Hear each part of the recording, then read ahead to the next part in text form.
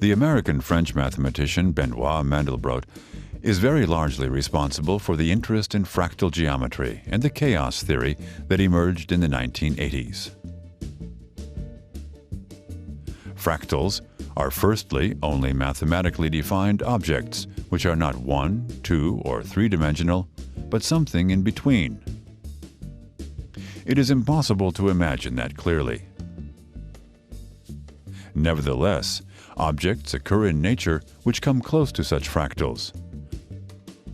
Structures can be found in them that repeat themselves and which are similar when considered approximately or in detail. That is why we also talk of self-similarity. An especially beautiful example of fractal geometry in nature is the Romanesco, a green variety of cauliflower.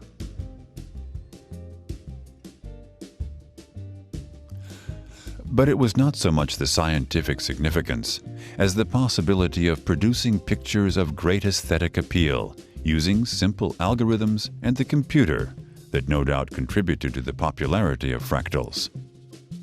The most famous of them is probably the Mandelbrot set. In it, similar but repeatedly new and incredibly beautiful structures are revealed in the area of their edges with every enlargement.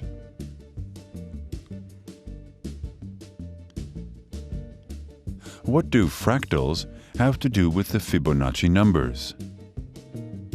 The apple shapes of the Mandelbrot set, which vary in size, arise in different periods of the repetition of mathematical algorithms.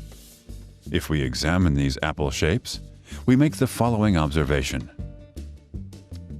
Of all the apples between one apple of period 2 and one apple of period 3, it is the apple of period 5 that is the largest.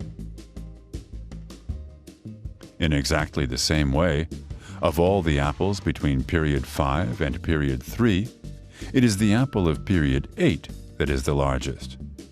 And of the apples between that of period 8 and that of period 5, it is the apple of period 13. All numbers from the Fibonacci series.